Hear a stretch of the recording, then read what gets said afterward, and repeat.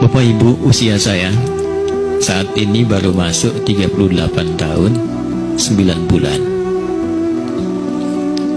Dan saya telah mewakafkan diri untuk mengkhidmat kepada Al-Quran sejak diterima di pondok pesantren Darul Arqam Muhammadiyah di Garut. Jadi saya ini memang 2/3 hidupnya di Muhammadiyah, Pak, Bu.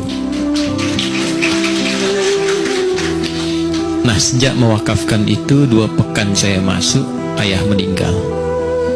Jadi ayah saya itu permohonan terakhirnya minta maaf, karena saat saya diterima akan diantar ke pondok pesantren Darul Arqam, saya harus ke rumah sakit. Lalu ayah saya kemudian memeluk dan mengatakan, "Nah, minta maaf, apa tidak bisa mengantar karena kondisi tidak memungkinkan." Singkatnya 2 pekan di pondok, ada panggilan dari administrasi di depan, saya mesti pulang. Dan saya belum tahu kalau ayah saya telah meninggal. Kemudian sesampainya di Bandung, paman kami dan sahabat Pak Haidar juga, Kiai Haji Rafani Akhir, beliau mengabari, beliau itu adik ibu saya.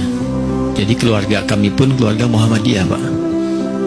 Jadi yang mendirikan, menginisiasi dan membesarkan Muhammadiyah di Banten itu Kiai Haji Rafiuddin Akhir, itu kakak ibu saya.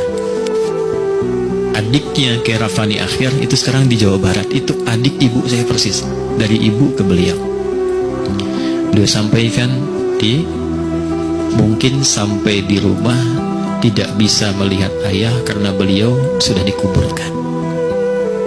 Jadi sampai di rumah, ba'da maghrib saya tiba, saya tahan semua jenis kesedihan.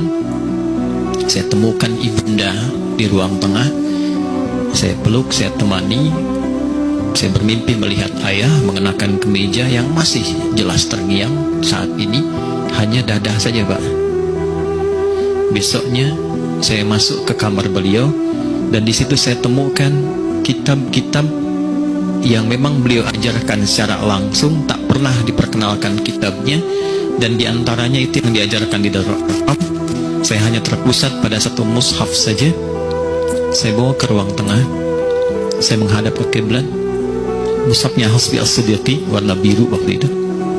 Saya katakan, "Ya Allah, saya tidak punya kemampuan untuk membahagiakan ayah saya semasa hidup, maka mohon berikan kekuatan untuk menjadi bagian dari ahli Al-Quran yang setiap hurufnya bisa menerangi kesendirian ayah saya di alam kubur dan membahagiakan ibunda yang masih hidup."